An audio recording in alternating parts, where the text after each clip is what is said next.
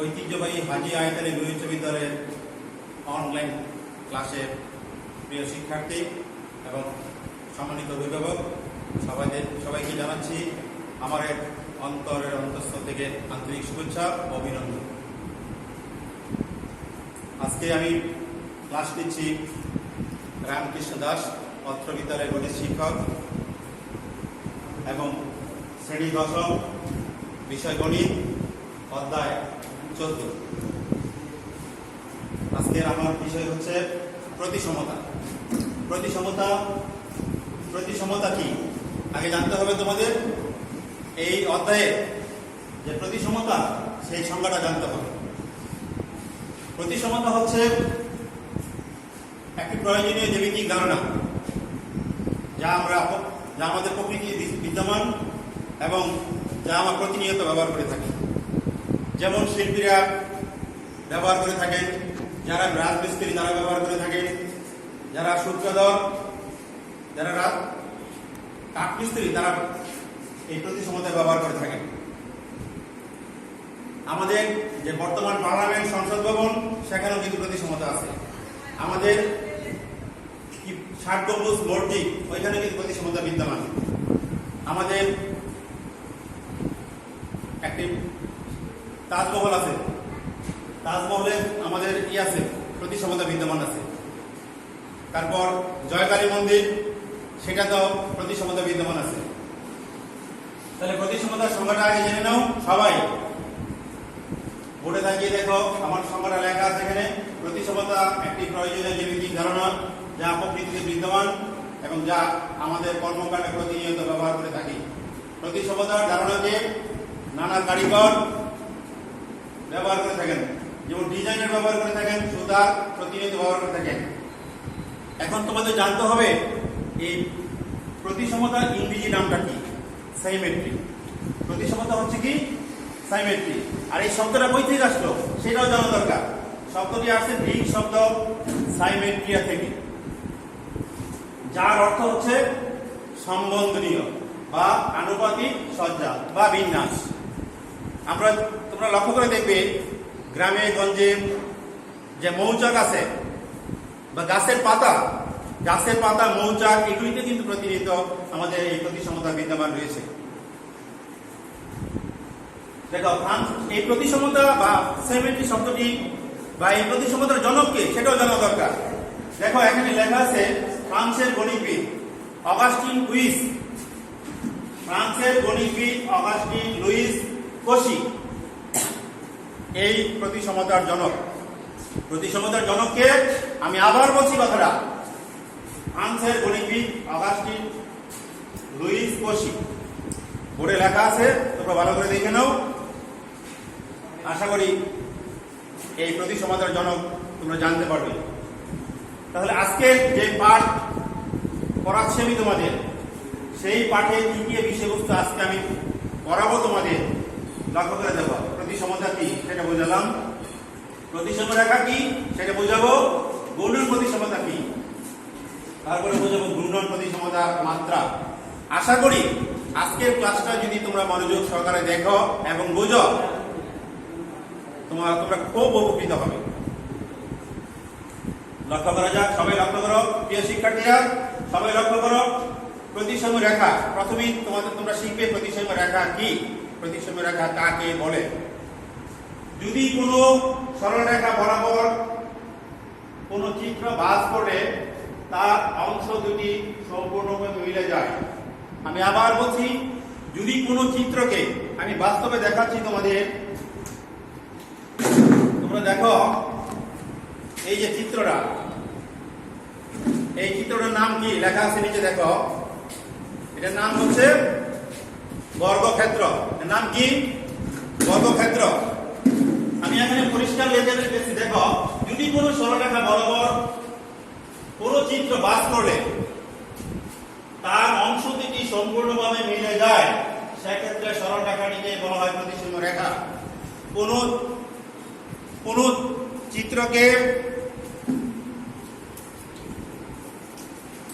চিত্রকে যদি কোনো সরলরেখা বরাবর কোনো চিত্র ভাঁজ করে তার অংশ দুটি সম্পূর্ণভাবে মিলে যায় সেই সরল রেখাটিকে বলা হয় প্রতিসম রেখা।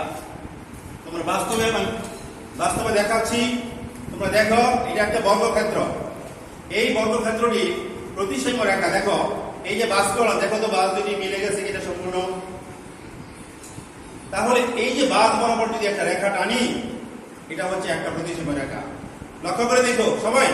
আবার যদি এইভাবে বাস করি, দেখো তো বাস দুটি সমান হয়েছে কিনা। এ হলো আরেকটা প্রতিসম রেখা। এখন যদি আবার এইভাবে বাস করি, দেখো বাস দুটি সমান হয়েছে কিনা। সমান হয়েছে। তাহলে এই রেখা আরেকটা প্রতিসম রেখা। এখন যদি এটাকে আমি কোণাকুণি বাস দেই, দেখো দেখো বাস দুটি সমান হয়েছে কিনা। দেখো বাস দুটি সমান হয়েছে কিনা। তাহলে এই যে বাস, এই বাস বরাবর যদি রেখা টানি, এটা আরেকটা প্রতিসম রেখা। ঠিক যদি অপর দিকে আবার কোণাকুণি বাস করি, তাহলে দেখো আরেকটা প্রতিসম রেখা উৎপন্ন হলো কিনা। তাহলে আমরা নিঃসন্দেহে বলতে পারি এই বর্গক্ষেত্রের প্রতিসম রেখা কয়টি। তোমরা সবাই বলে দেখো কয়টি প্রতিসম রেখা। কয়টি? 1 2 3 4। মোট কয়টা হলো? 4টি। তাহলে এখানে দেখো, বোর্ডে দেখো, আমি এই বাস্তবের চিত্রটাকে বোর্ডে উপস্থাপন করছি। দেখো এই যে দেখো বর্গের প্রতিসম রেখা কয়টি। বর্গের প্রতিসম রেখা দেখো কয়টি। সবাই বলতে পারবে 4টি। অনুরূপভাবে এটা একটা সমবাহু ত্রিভুজ। দেখো সমবাহু ত্রিভুজের প্রতিসম রেখা কয়টি। এই একটা। এইভাবে যদি বাস দেই, বাস দুটি সমান। আবার এইভাবে যদি বাস দেই, বাস দুটি সমান। আবার এইভাবে যদি বাস দেই, বাস দুটি সমান।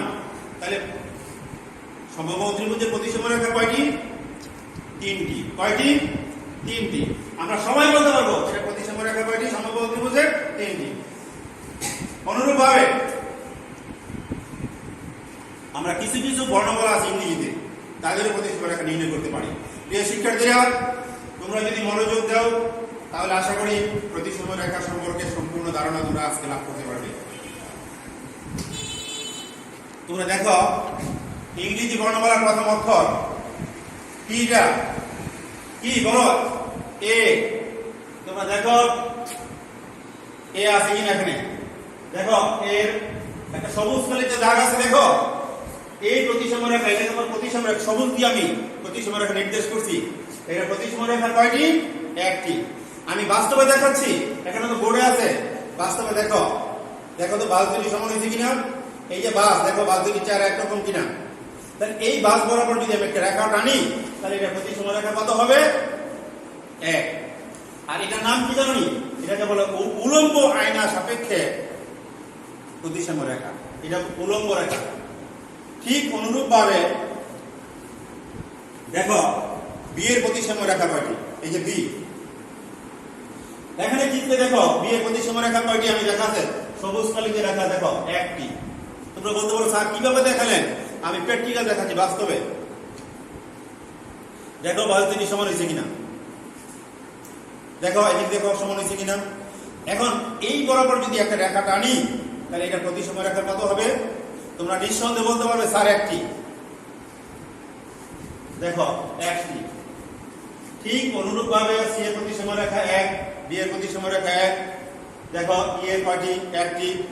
দেখো আমি আমরা চিহ্নিত দিয়ে রাখি, সবুজ কালি দিয়ে সবুজ, লাল, কমলা কি কমলা। ঠিক দেখো এইচ এর প্রতিসম রেখা কয়টি? এইচ এর প্রতিসম রেখা কিন্তু 1টি না। কয়টি? দেখো একটা হলো এই বরাবর, একটা উলম্ব, একটা অনুভূমিক। একটা উলম্ব আর একটা অনুভূমিক। বাস্তবে যদি দেখাই, তাহলে এইচ এর প্রতিসম রেখা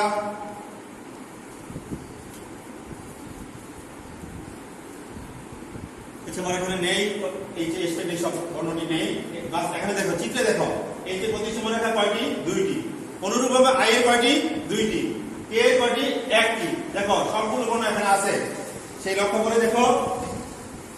এ এর একটা, বি এর 1টি, সি এর 1টি, ডি এর 1টি, ই এর 1টি, এইচ এর কয়টি? 2টি। আই এর কয়টি? 2টি। কে এর 1টি। এম এর কয়টি? তোমরা সবাই বলতে পারবে এম এর 1টি। টি এর কয়টি? তোমরা এক কাজ করবে, তোমরা নিজেরা ভাষায় অক্ষর কিনে তোমরা ভাগ করে তোমরা নিজেরাই বলতে পারবে কোনটি প্রতিসম রেখা কয়টি। আশা করি সবগুলো অক্ষর যদি তোমরা কিনো এবং কিনে বাসায় চেষ্টা করে বাস দিবে, বাস দিয়ে তোমরা নিজেরাই এগুলি প্রতিসম রেখা নির্ণয় করতে পারবে। তোমরা দেখো আমার এখানে শুধু নমুনা স্বরূপ এটাতে কয়টি ডাব্লুর একটি, এখানে এক্স এর কিন্তু দুইটি প্রতিসম রেখা, এক্স এর কয়টি দুইটি, ওয়াই এর কিন্তু একটি, আর ও এর প্রতিসম রেখা অসংখ্য, কারণ অসংখ্য ভাবে বাস করা যায়, তাই ও এর প্রতিসম রেখা অসংখ্য। এখন যদি বলা হয় যে ইংরেজি বর্ণমালার তার প্রতিসম রেখা কয়টি, তোমরা লক্ষ্য করে দেখো আমি এখানে উল্লেখ করছি এর প্রতিসম রেখা কয়টি, একটি। প্রত্যেকটা বর্ণের প্রতিসম রেখা এখানে লেখানো আছে, দেখো এ থেকে জেড পর্যন্ত, এ থেকে জেড পর্যন্ত এই বর্ণগুলোর তার প্রতিসম রেখা কয়টি আমি এখানে উল্লেখ করে দিচ্ছি, দেখো লক্ষ্য করে। এবং কোন কোন বর্ণের প্রতিসম রেখা নেই সেটা উল্লেখ করে দিচ্ছি, দেখো আর এখানে দেখো কোন কোন বর্ণের প্রতিসম রেখা নেই, এফ এর নেই, জি এর নেই, এল এর নেই, J N T Q R S Z. তাহলে কয়টি হলো, একটি দুইটি তিনটি চারটি পাঁচটি ছয় সাত আট 10, এই 10টা বর্ণের কোন প্রতিসম রেখা নেই, 10টি বর্ণের প্রতিসম রেখা নেই। যদি বলা হয় এফ এর প্রতিসম আছে কি, বলবা নেই। কারণ কি, তোমরা এই বর্ণটি দেখো আমার এখানে এই বর্ণটি আছে, এই যে এই বর্ণটি দেখো, এই বর্ণটিকে যদি আমরা বাস করি, দেখো বাস সমান হয়েছে, সমান হয়নি। আমি যদি এইভাবে বাস করি, দেখো বাসই করা যাচ্ছে না, বাস সমান হচ্ছে না, তাহলে আমি নিঃসন্দেহে বলতে পারি এটার প্রতিসম রেখা নেই। ঠিক প্রত্যেকটা অক্ষর তোমরা কিনে দেখো, কিনে বাস করো, বাস করলে তোমরা সহজেই প্রতিসম রেখা নির্ণয় করতে পারবে। আশা করি এই প্রতিসম রেখা সম্পর্কে তোমাদের ধারণা হয়েছে। এবং তোমরা লক্ষ্য করে দেখবো যে কোনো বস্তু হোক, শুধু বর্ণনা, যে কোনো একটা গাছের পাতা নিয়ে দেখো, একটা পান নিয়ে দেখো, বাস যদি সমান হয় তাহলে প্রতিসম রেখা আছে। দেখবা একটা গাছের পাতাকে কয় বাস করা যায়, যদি এক বাস করা যায়, বাস দুটি যদি সমান হয় তাহলে একটি। এখন যদি আমাদেরকে প্রশ্ন করা হয়, দেখো আমি বাস্তবে কয়েকটি চিত্র দেখাচ্ছি। এই হচ্ছে কি জানো, এই হচ্ছে রম্বস, এই হচ্ছে কি রম্বস। কেউ যদি প্রশ্ন করে রম্বসের প্রতিসম রেখা কয়টি, আমি কিন্তু রম্বসটা কাগজ দিয়ে কাটা নিয়েছি, কারণ চিত্রে বাস করা সম্ভব না, সেই জন্য আমি আলগা কাগজে বাস করে দেখাই দিই। দেখো এই বাস, দেখো বাস দুইটা সমান হয়েছে কিনা, সমান হয়েছে। তাহলে এই বরাবর যদি একটা রেখা টানি তাহলে একটি। ঠিক অনুরূপ ভাবে দেখো বাস দুটি সমান হয়েছে কিনা, দেখো বাস যদি সমান হয়ে থাকে তাহলে এই বরাবর যদি একটা রেখা টানি তাহলে একটি। তাহলে মোট কয়টি হলো, দুইটি। তাহলে আমরা নিঃসন্দেহে বলতে পারি যে রম্বসের প্রতিসম রেখা কয়টি, দুইটি। রম্বসের প্রতিসম রেখা কয়টি, দুইটি।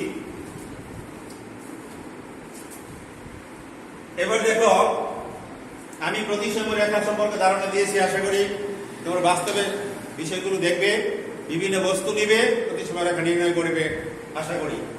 এবার আসছি আমি তোমাদের ঘূর্ণন প্রতিসমতা। ঘূর্ণন প্রতিসমতা আবার কি, তোমরা বলতে পারো স্যার ঘূর্ণন প্রতিসমতা কি? দেখো ঘূর্ণন প্রতিসমতার সংজ্ঞাটা আমি বোর্ডে লিখছি, আমি প্রয়োজনে আবার সুন্দর করে ব্যাখ্যা দিয়ে চিত্র দিয়ে বুঝাই দিব। কোন নির্দিষ্ট বস্তুর বিন্দুর সাপেক্ষে, কোন নির্দিষ্ট বিন্দুর সাপেক্ষে ঘূর্ণনের ফলে বস্তুর আকৃতি বা আকারের পরিবর্তন হয় না, তবে বস্তুর বিভিন্ন অংশের অবস্থানের পরিবর্তন হয়। ঘূর্ণনের ফলে নতুন অবস্থানে কোন বস্তুর কোন আকৃতি বা ও আকার যদি আদি অবস্থানে নেয় একই হয়, তাহলে বুঝতে হবে বস্তুটির ঘূর্ণন প্রতিসমতা আছে। ঘূর্ণন প্রতিসমতা কি? যদি কোনো বস্তুকে কোনো বিন্দুর সাপেক্ষে যদি ঘুরানো হয়, বস্তুর অবস্থানে পরিবর্তন হবে, কিন্তু আকার বা আকৃতির কোনো পরিবর্তন হবে না, তখন বুঝবে তোমরা ওই বস্তুটির ঘূর্ণন প্রতিসমতা আছে। এখন যে বিন্দু থেকে ঘুরানো হয় সেই বিন্দুটাকে বলা হয় ঘূর্ণন কেন্দ্র। যে বিন্দুকে কেন্দ্র করে এটাকে ঘুরানো হয় তাকে কি বলা হয়? ঘূর্ণন কেন্দ্র। এখন আমাকে প্রশ্ন করতে পারো, স্যার এটার ঘূর্ণন কেন্দ্র কোথায়? এই সমবাহু ত্রিভুজের ঘূর্ণন কেন্দ্র কোথায়?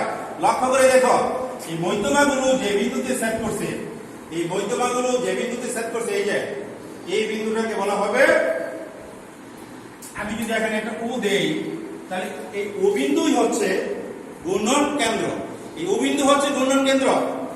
এখন যদি বলো স্যার এই বর্গক্ষেত্রের ঘূর্ণন কেন্দ্র কোথায়, এই বর্গক্ষেত্রের কর্ণ দুটি যে বিন্দুতে মিলিত হয় এটা কর্ণ দুটি যে বিন্দুতে মিলিত হয় এটাকে যদি ও দিয়ে নির্দেশ করি তাহলে ওই হচ্ছে ঘূর্ণন কেন্দ্র। এখন আসছি তোমাদের ঘূর্ণন প্রতিসমতার মাত্রা। তোমরা প্রশ্ন করতে পারো স্যার ঘূর্ণন প্রতিসমতার মাত্রা কি? তোমরা লক্ষ্য করে দেখো ঘূর্ণন প্রতিসমতার মাত্রা কি। আমি সংজ্ঞাটা দিয়েছি, আমি মুখে বলবো, তোমরা বোর্ডে লক্ষ্য করো। কোন বস্তু যতবার ঘুরলে তার পূর্বের অবস্থায় ফিরে আসে, কোন বস্তুকে যতবার ঘুরলে তার পূর্বের অবস্থায় ফিরে আসে তার মানই হচ্ছে ঘূর্ণন প্রতিসমতার মাত্রা। কোন বস্তুকে আমি একটা বর্ণ নিয়ে দেখাই তোমাদের। যদি এই বস্তুটা নেই, যদি বলা হয় যে এটার ঘূর্ণন প্রতিসমতার মাত্রা কত, তোমরা লক্ষ্য করে দেখো এটার নাম হচ্ছে বি। এটা যদি এইভাবে ঘুরাই তাহলে কিন্তু বি হলো না, এটা এইভাবে ঘুরাই বি হলো না। তোমরা লক্ষ্য করে আবার বলছি এটা কিন্তু বি হলো না, কিন্তু একবার ঘুরুন না, বি হলো না, কিন্তু বি হয়েছে, হয় নাই। আবার লক্ষ্য করে দেখো বি হয়েছে। তাহলে দেখা গেল এই বস্তুটাকে পূর্ণ ঘূর্ণনের ফলে, একবার সম্পূর্ণ আবর্তনের ফলে এটা বি রূপ ধারণ করেছে। তাহলে এইটার ঘূর্ণন মাত্রা ধরা হবে 1, এক মাত্রা ঘূর্ণন। যদি কোনো বস্তুকে সম্পূর্ণ একবার আবর্তনের ফলে বা ঘূর্ণনের ফলে এটার আদি অবস্থায় ফিরে আসে, আদি অবস্থানে ফিরে আসে, তখন বলা হবে এটার মাত্রা কত? 1। চিত্রে লক্ষ্য করে দেখো আমি একটি বর্গক্ষেত্র দিয়ে বুঝাইছি। এই বর্গক্ষেত্রে যদি বলা হয় যে বর্গক্ষেত্রের ঘূর্ণন প্রতিসমতার মাত্রা কত, এখন লক্ষ্য করে দেখো এই একটা বর্গক্ষেত্র। আমি চিহ্নিত করার জন্য পি বিন্দু দিয়ে একটা চিহ্নিত, দেখো পি বিন্দু, এটাকে আমি বামে ঘুরাইলাম, দেখো পি বিন্দু এই অবস্থানে, আবার ঘুরাইলাম এই অবস্থানে, আবার ঘুরাইলাম এই অবস্থানে, আবার ঘুরাইলাম এই অবস্থা, আদি অবস্থা ফিরে আসে।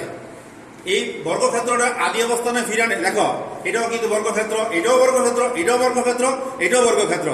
বর্গক্ষেত্রের পরিবর্তন নাই, যেভাবেই ঘুরাই না কেন বর্গক্ষেত্রে কোনো পরিবর্তন নাই। এটাও বর্গক্ষেত্র বলা যায়, এটাও বর্গক্ষেত্র বলা যায়, এটাও বর্গক্ষেত্র। অর্থাৎ 90 ডিগ্রি কোণে যদি ঘুরানো হয় তা আদি অবস্থায় ফিরে যায়। কিন্তু দেখা যাচ্ছে এটা সম্পূর্ণ এই পি বিন্দু, দেখো এই জায়গায় রূপ ধারণ করতে এটাকে কয়বার ঘূর্ণন করতে হয়েছে? 4 বার। তাহলে এটার মাত্রা কত? বর্গের প্রতিসমতার ঘূর্ণন প্রতিসমতার মাত্রা কত? 4। এটা কয় মাত্রায় ঘুরানো যায়? 4 মাত্রায়। তাহলে এটার মাত্রা হবে কত? 4। ঠিক আমরা যদি আয়তক্ষেত্র বলি, দেখো এটা কিন্তু বর্গক্ষেত্র, প্রতি ক্ষেত্রে কিন্তু বর্গক্ষেত্র। এটার কয় মাত্রা হলো? 1 মাত্রা, 2 মাত্রা, 3, 4। দেখো আমি বর্গক্ষেত্রের চিত্রে এঁকেছি, এটার মাত্রা কত? দেখো এটা কিন্তু বর্গক্ষেত্র, আয়তক্ষেত্র, সরি এটা আয়তক্ষেত্র, এটা কিন্তু আয়তক্ষেত্র হয় নাই, এটা আয়তক্ষেত্র হয়েছে। তাহলে একবার আয়তক্ষেত্র হয়েছে, আবার কিন্তু আয়তক্ষেত্র হয়নি, আবার আয়তক্ষেত্র হয়েছে। এই পি বিন্দুটা, এই পি বিন্দু রূপ ধারণ করতে, মানে এটাকে এটার মতো অনুরূপ করতে আমার কয়বার ঘূর্ণন করতে হয়েছে? 1 বার, 2 বার। অর্থাৎ এটা আয়তক্ষেত্র হয় নাই, আয়তক্ষেত্র, আবার আয়তক্ষেত্র হয় নাই, আবার আয়তক্ষেত্র। তাহলে কয়বার আয়তক্ষেত্র রূপ ধারণ করেছে? 2 বার। তাই আয়তক্ষেত্রের ঘূর্ণন প্রতিসমতার মাত্রা কত? 2। আমরা নিঃসন্দেহে বলতে পারি আয়তক্ষেত্রের ঘূর্ণন প্রতিসমতার মাত্রা কত? 2। এটা কিন্তু আয়তক্ষেত্র হয় নাই, আবার বলছি কথাটা, এটা আয়তক্ষেত্র, এটা আয়তক্ষেত্র হয় নাই, এটা আয়তক্ষেত্র। এই আয়তক্ষেত্র রূপ ধারণ করতে কয়বার? 2 বার ঘূর্ণনের ফলে এটার মাত্রা কত? 2। ঠিক অনুরূপ ভাবে এইচ, এটা কিন্তু এইচ হয় নাই, এটা আবার এইচ, এটা হয় এইচ হয় নাই, আবার এইচ। তাহলে কয়বার এইচ রূপ ধারণ করেছে? কয়বার এইচ রূপ ধারণ করেছে? 2 বার। তাহলে আমরা নিঃসন্দেহে বলতে পারি এইচ একটি বর্ণ, ইংরেজি বর্ণমালার মধ্যে, অ্যালফাবেটের মধ্যে এইচ একটি বর্ণ। যদি প্রশ্ন করা হয় এইচ এর ঘূর্ণন প্রতিসমতার মাত্রা কত, আমরা বলবো মাত্রা হচ্ছে 2। কারণ 2 বার একবার এইচ রূপ ধারণ করছে, অর্থাৎ এই বিন্দুটা আবার এই বিন্দুতে আনতে আমার কয়বার এইচ রূপ ধারণ করেছে? 2 বার। তাহলে আমরা বলতে পারি এইচ এর ঘূর্ণন প্রতিসমতার মাত্রা কত? 2। এখন আসি অন্যদিকে। আমি এখন তোমাদেরকে শিখাইলাম প্রতিসমতা কি? প্রতিসম রেখা কি? ঘূর্ণন প্রতিসমতা কি? ঘূর্ণন প্রতিসমতার মাত্রা কি? এখন যদি বলা হয় একটা জিনিস জেনে রাখা ভালো, ঘূর্ণন কোণ। ঘূর্ণন কোণ বের করা একেবারে সহজ যদি তোমরা মাত্রা জানো। যদি তোমরা প্রিয় শিক্ষার্থীরা শোনো, যদি তোমরা এই মাত্রাগুলো জেনে থাকো তাহলে সহজেই ঘূর্ণন কোণ বের করতে পারবে। ঘূর্ণন কোণ বের করতে পারবে। যেমন এখন যদি বলা হয় যে একটি বর্গের ঘূর্ণন কোণ কত ডিগ্রি, নিঃসন্দেহে বলতে পারবে। কারণ কি? আমি একটা সূত্র শিখাচ্ছি, মনে রাখবা একটা বিন্দুতে কত ডিগ্রি কোণ ধারণ করে? 360 ডিগ্রি। এই 360 ডিগ্রিকে মাত্রা দিয়ে যদি ভাগ করি, এই যে দেখো মাত্রা কত, বর্গের প্রতিসম মাত্রা কত? 4 মানে 4। এই 4 দিয়ে যদি 360 ডিগ্রিকে ভাগ করে দেখো, 360 কে 4 দিয়ে ভাগ করে দেখো ঘূর্ণন কোণ কত, তোমরা সহজে বলতে পারবা 90 ডিগ্রি মানে 90 ডিগ্রি। 360 কে 4 দিয়ে ভাগ করো। অনুরূপভাবে আয়তাকারের মাত্রা কত? 2। এখন 2 দিয়ে 360 কে ভাগ করো, কত হবে? 180 ডিগ্রি। যাক, ধন্যবাদ। আজকে যা শিখাইলাম এই বিষয়গুলো তোমরা মনোযোগ সহকারে বাসায় চর্চা করবে। আজকে বাড়ির কাজ প্রধান। বাড়ির কাজ দেখো আমি এখানে লিখে দিয়েছি বোর্ডে, এইচ ঘূর্ণন প্রতিসমতা আছে কি লক্ষ্য করে দেখো। বাড়ির কাজটা লক্ষ্য করো, আমি পরিষ্কার ডিটেলস এই সবটা পূরণ করে আনবে। তোমরা আগামীকাল বাসা এই সবটা পূরণ করবে এবং আমাকে তোমরা জানাবে SMS এর মাধ্যমে, স্যার পারছি। আজকে তোমরা আমাদের ক্লাস দেখার জন্য ইউটিউব চ্যানেল আমার টিচার, এই চ্যানেলে তোমরা আমাদের ক্লাস, সব স্যারদের ক্লাস উপভোগ করতে পারবে। আশা করি ক্লাসগুলো যদি উপভোগ করো তোমাদের ভালো লাগবে। এবং এই করোনাকালীন সময়ে তোমাদের আমরা সরাসরি ক্লাস নিতে পারতেছি না, যতটুকু শিখাইতে পারছি আশা করি মনোযোগ সহকারে যদি করো উপকৃত হবে। তোমাদের সবাইকে ধন্যবাদ, অভিভাবকদেরকে ধন্যবাদ এবং আমার আন্তরিক সালাম ও অভিনন্দন।